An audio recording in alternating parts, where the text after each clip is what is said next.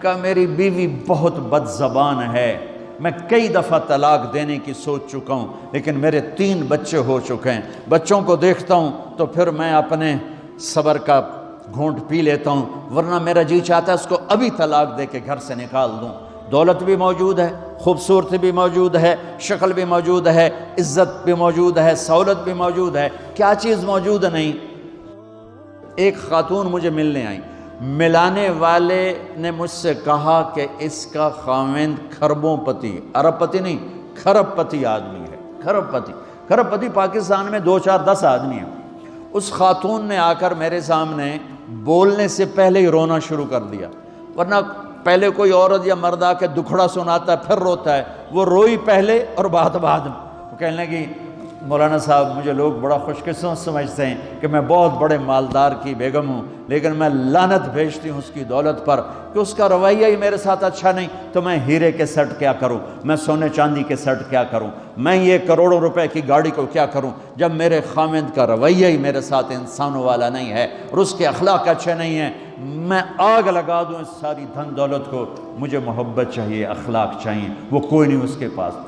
چند دن بعد دوسرا واقعہ سنا، ایک نوجوان بڑا خوبصورت، وہ بھی اسی طرح لیکن اتنا مالدار، کافی مالدار، وہ آ کے میرے پاس بیٹھ کے رونے لگا، مولانا صاحب اب میں کیا کروں، میری زندگی برباد ہو گئی، میرا اتنا عالی شان گھر ہے، اتنی اچھی میری کمائی ہے، آمدنی ہے، لیکن میں کیا کروں۔ یہ اسی کے الفاظ بتانے لگا ہوں، میری بیوی کی زبان 20 فٹ لمبی ہے، میں کہا رکھ دی کتنے 20 فٹ چاہتے، میں کہا وچوں 19 فٹ کٹ دے شاید کچھ کم بن جاوے۔ کہا میری بیوی بہت بد زبان ہے، میں کئی دفعہ طلاق دینے کی سوچ چکا ہوں، لیکن میرے 3 بچے ہو چکے ہیں، بچوں کو دیکھتا ہوں تو پھر میں اپنے صبر کا گھونٹ پی لیتا ہوں، ورنہ میرا جی چاہتا ہے اس کو ابھی طلاق دے کے گھر سے نکال دوں۔ دولت بھی موجود ہے، خوبصورتی بھی موجود ہے، شکل بھی موجود ہے، عزت بھی موجود ہے، سہولت بھی موجود ہے، کیا چیز موجود نہیں؟ اخلاق موجود نہیں، حسن سلوک موجود نہیں، پیار محبت موجود نہیں۔ اب اپنے گھروں میں اگر خوشی دیکھنا چاہتے ہیں، ہر رشتے کو اگر آپ آباد کرنا چاہتے ہیں تو میرے نبی والی محبت دینا سیکھیں، میرے نبی والی محبت دینا سیکھیں، اپنے بچوں کو بھی، اپنی اولاد کو بھی، اپنے بہن بھائیوں کو، اپنے ماں باپ کو، ساس بہو کو، بہو ساس کو، سسر بہو کو، بہو سسر کو، بھائی بھائی کو، بہن بہن کو، اللہ کے واسطے برداشت کرنا سیکھو۔ مجھے میرے رب کی قسم ساری دنیا کا چین و سکون برداشت میں ہے، صبر میں ہے، صبر میں ہے، صبر میں ہے۔ زبان ایک نوجوان میرے پاس آیا، کہا جی میری بیوی سے لڑائی ہوتی، مجھے کوئی تعویذ دو۔ میں نے کہا بیویوں پہ تعویذ اثر ہی نہیں کرتا۔ کہنے کا کیا کروں؟ میں نے کہا ایک عمل بتاتا ہوں، سنت عمل، کہ 1-2 لقمے اپنے ہاتھ سے بیوی کو کھلا دیا کرو۔ وہ کہنے لگا اس سے کیا ہوگا؟ میں نے کہا یہ تو تم دیکھو گے، پھر میں پوچھوں گا تم سے کیا ہوگا۔ میں نے کہا یہ سنت عمل ہے، اس سے محبت بڑھے گی۔ کوئی 8-10 دن گزرے تو اس کا فون ویسے آ گیا حال احوال پوچھنے میرا، تو مجھے اپنی بات یاد آ گئی۔ میں نے کہا میری بات پہ عمل کیا تھا؟ کہنے لگا نہیں۔ میں نے کہا کیوں؟ کہنے لگا شرم آتی۔ میں نے کہا لڑتے ہوئے شرم نہیں آتی؟ کبھی کوئی کمزور سے بھی لڑتا، عورت تو بیچاری کمزور ہے۔ چلو یہاں کی عورتیں طاقتور ہیں، سنا ہے کہ بڑی شیرنیاں ہیں اور ان کے خامد سارے بکری یہ شیر ہیں، الٹا ہی کام ہے، یہاں عورتیں شیر ہیں، خامد بکریاں ہیں۔ چلو بھائی تم مہربانی کر کے اپنے خامدوں کو عزت دو، اور ان سے کہتا ہوں اپنی بیویوں کو عزت دو، محبت سے رہو۔ تو میں نے کہا بے وقوف، کبھی کمزور کے ساتھ بھی کوئی لڑتا ہے، اس میں تمہیں شرم نہیں آتی؟ اور اس میں شرم آتی ہے سنت۔ میں نے کہا چل کر اور مجھے بتا۔ کوئی 2 گھنٹے بعد اس کا فون آیا، کہا مولانا دوپہر کا کھانا تھا، میں نے اپنی بیوی کے منہ میں لقمہ جو دیا نا تو اس کا منہ وہیں کھلا رہ گیا۔ وہ کہنے لگی تو نے خود تو کیا نہیں، کسی نے تجھے بتایا ہے؟ کس نے بتایا؟ تو بتا، تیرے اندر یہ ظرف نہیں ہے، تمہیں یہ سبق کس نے پڑھایا ہے؟ اس نے کہا مجھے یہ سبق مولوی طارق جمیل نے پڑھایا۔ تو کہنے لگا میری بیوی نے ایسے اپنی جھولی اٹھا لی اور کہا مولوی طارق جمیل اللہ اس کے بچوں کو سلامت رکھے جس نے تمہیں انسان بنایا۔ میرے بھائی بہنوں صبر کرنا سیکھو۔ ہماری ایک دھوبن تھی ماسی شریفہ، مر گئی بیچاری، تو وہ آ گئی میری بہن کے پاس، چھوٹا قد، موٹی ڈٹی، تو بڑی لڑک کی، پوری شیرنی۔ وہ آ کے کہنے لگی میری بہن کو، میری بہن تو انہوں چنگی طرح جان دی ہے، بی بی ہے میری نوواں بڑیاں لڑدیاں، میں نے کوئی تویز دے ساریاں میری نوکر بن جانا۔ اب میری بہن کو پتہ تھا کہ وہ سارا لڑائی دا تماشا تھا ماسی شریفاں تو شروع ہوندہ، ادو تو ہوندہ ہی کچھ نہیں، بیچاریاں معصوم جیاں چھوٹیاں چھوٹی عمر دیاں۔ تو میری بہن نے ایک تعویذ بنایا اور اس کو یوں رول کر کے نا اس کو کہا ماسی شریفاں ہن جس لے تیری لڑائی ہوئے نا اس تعویذ تو چک مار کے بہ جانا ہے تے چھڑنا نہیں، جے تو چھڑیا تو مر جانا ہے، انہوں پکا کر کے رکھیں۔ اس نے کیا کیا؟ ماسی شریفوں کو چپ کروایا۔ اب ہمارا دیہاتی ماحول ہے، تعویذوں کی بڑا عقیدت ہے، صحیح تعویذ تو اثر کرتے ہیں لیکن اکثر تو ہیرا پھیری والے بیٹھے ہوئے ہیں سارے ہی، تو اللہ ماشاءاللہ۔ تو 8ویں دن وہ آ گئی، بی بی تو تو بڑا چنگا تعویذ دیتا، ساری لڑائی ختم ہو گئی۔ کیوں کہ ماسی شریفاں چپ ہو گئی۔ تو میں ان ساری مستورات کو یہ تعویذ دے کے جا رہا ہوں، یہ سب لے لو، یہ مرد بھی لے لو، اور جب کوئی جھگڑا ہو اے یہاں رکھ کے چپ کر کے بیٹھ جانا، آپ کی لڑائیاں ختم ہو جائیں۔ اگر آپ بولتے رہے تو پھر لڑائی ختم نہیں ہوگی۔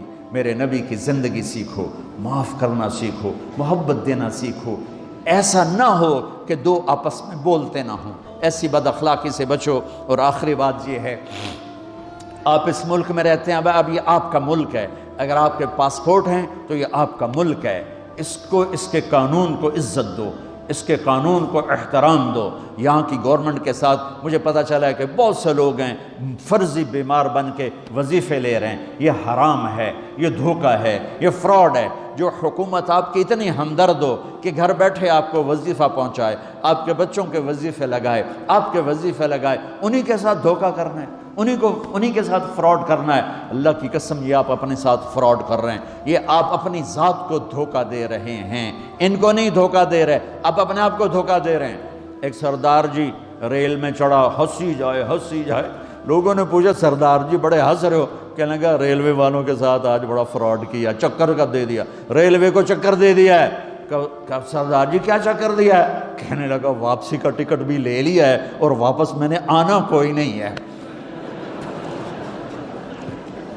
میں کہا سردار جی اپنے آپ نے چکر دیتا ہے تسی تو جتنی 2 نمبری کرنے والے ہیں یہ اپنے آپ کو چکر دینے والے ہیں۔ اللہ کے واسطے اس حکومت کا نہ ٹیکس چراؤ، نہ ایسی 2 نمبری کرو، نہ یہاں کی بچیوں کو دھوکہ دے کر کاغذ بنانے کے لیے شادیاں کرو۔ جب انگریزوں کی حکومت تھی انڈیا پر تو دلی میں ایک وہ پک پاکٹ رہتا تھا جیب کترا، اس کا چیلا شام کو 2 روپے لے کر آیا تو اس نے اس کو تھپڑ مارا، سارے دن میں 2 روپے۔ تو کہنے لگا استاد آج بڑا مال مارا تھا، ایک گورے کی جیب کاٹی تھی، بہت پیسہ تھا۔ جب میں 4 قدم چلا، سننا ذرا اس زمانے کے چور کا ایمان سننا، کہنے لگا جب میں 4 قدم چلا تو مجھے خیال آیا اگر قیامت کے دن عیسیٰ علیہ السلام نے میرے نبی کو گلہ دے دیا کہ آپ کے امتی نے میرے امتی کی جیب کاٹی تھی تو میرے نبی کو شرمندہ ہونا پڑے گا۔ تو پھر میں نے کہا میری وجہ سے میرا نبی شرمندہ ہو، میں نے جا کر اس کو واپس کر دیا، اے 2 روپے اپنے دے کپ کے لے آندے۔ تو اس نے اس کو 10 روپے انعام دیا کہ یہ 10 روپے تیرا انعام ہے۔ اب آپ اس ملک کے اگر ہیں، آپ کے پاسپورٹ ہیں تو آپ یہاں کے ہیں، آپ اپنے پیچھے اپنے رشتہ داروں کی مدد کریں، جو مرضی کریں، لیکن میرے بھائی بہنوں اس سے اپنا ملک بنا کے چلو، یہاں غریبوں پہ خرچ کرو۔ زکوٰۃ تو مسلمان کو دی جاتی ہے کوئی شک نہیں، لیکن صدقات خیرات پیچھے بھیجنے کے بجائے یہاں کتنے غریب لوگ ہیں، کتنے ضرورت مند لوگ ہیں، کتنے لوگ ہیں جن کے پاس گھر کوئی نہیں، کتنے لوگ ہیں جو کونسل کی طرف سے وظیفہ لے کر روٹی کھا رہے ہیں اور وہ پوری نہیں پڑتی، ایسوں کو ڈھونڈ کے ان پر خرچ کرو، ان کی مدد کرو، کسی کی جانی خدمت کرو، کسی کی مالی خدمت کرو۔ میرے نبی نے فرمایا ہر مسلمان کے لیے ضروری ہے کہ صدقہ دے، ہر مسلمان روزانہ صدقہ دے۔ تو صحابہ نے کہا یا رسول اللہ پیسے نہ ہوں تو آپ کہتے چلو کوئی بات نہیں۔ کہا نہیں سنو، آپ نے کہا بازار میں جا کے مزدوری کرے اور مزدوری کی قیمت وصول کر کے صدقہ کرے۔ صدقہ اتنا ضروری ہے، بلاؤں کو ٹال دیتا ہے، مصیبتوں کو ٹال دیتا ہے۔ تو یہاں رہنے والے یہاں کے قانون کا احترام کریں، یہاں کے قانون کو عزت دیں، اللہ کے واسطے 2 نمبری نہ کریں۔ دیانتداری سے چلیں۔ میرے نبی نے فرمایا میرا امتی ہر گناہ کر سکتا ہے، 2 کبھی نہیں کرے گا، ایک جھوٹ کبھی نہیں بولے گا، ایک دھوکہ کبھی نہیں دے گا۔ تو اللہ کے واسطے دھوکے فراڈ سے چلیں۔ کہیں آپ لڑے ہوئے ہیں صلح کر لیں، پیار محبت دیں، معاف کریں، اپنے بچوں کو ٹائم دیں، ان کو اچھی تعلیم دیں، یہ اعلیٰ عہدوں پر پہنچیں، اعلیٰ جاب پر پہنچیں۔ ضروری نہیں ہے کہ تمہاری طرح مزدوریاں ہی کریں، ان کی تعلیم کا یہاں سکول بناؤ، یہاں کالج بناؤ، اپنے سکول بناؤ، اپنے کالج بناؤ، اپنی اولاد کو اچھی سے اچھی تعلیم دو کہ یہ آگے چل کے بڑے شعبوں پر اور بڑی جاب پر پہنچیں اور تمہارے لیے عزت بنے، باعث عزت بنے، باعث افتخار بنے۔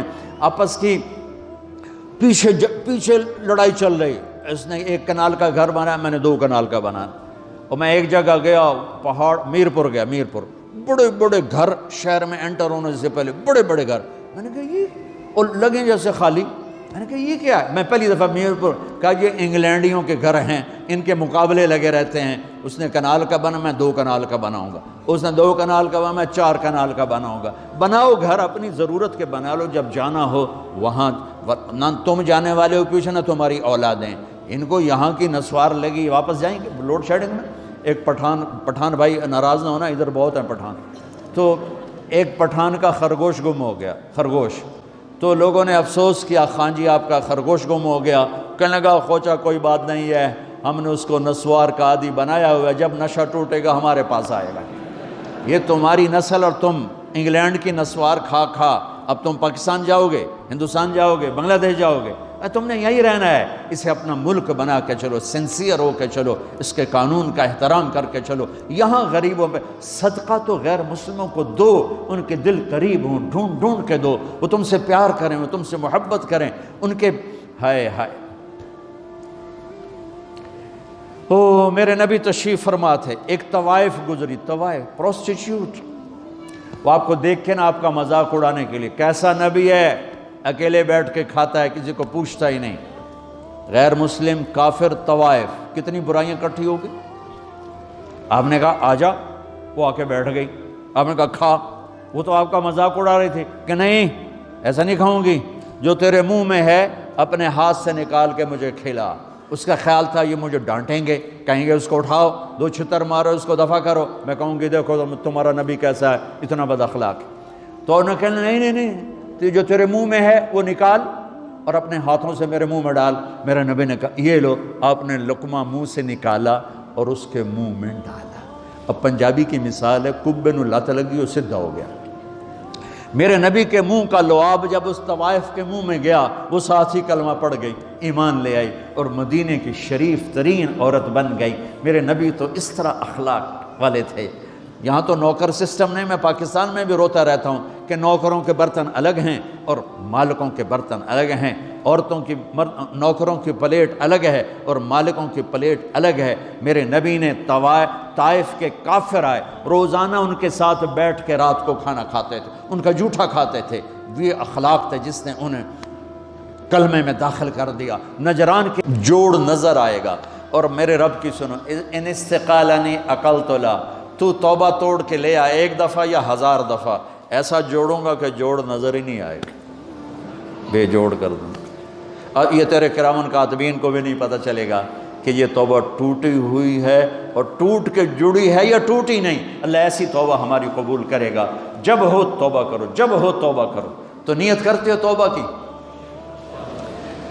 اگر ہم نے سچے دل سے کر لی تو اللہ کی قسم یہیں بیٹھے بیٹھے ہم سب ایسے ہو جائیں گے جیسے ماں کے پیٹ سے نکلے ہوں۔ اور پھر اگر ٹوٹ جاتی ہے، وہاں جا کے ٹوٹ جاتی، پھر کہنا یا اللہ میری توبہ۔ ماں تنگ آ کے شاید بچے کو مارنے لگ جائے، لیکن میرا رب کبھی تنگ نہیں پڑتا، جب بھی جھکو گے معاف کرے گا، جب بھی جھکو گے معاف کرے گا۔ اللہ تعالی ہمیں توفیق دے۔ تو میرے ساتھ کہو یا اللہ میری توبہ، پھر کہو یا اللہ میری توبہ، پھر کہو یا اللہ میری توبہ۔ اب اگر دل سے ہے تو سب معاف ہو گیا۔ آپ سب کو مبارک ہو۔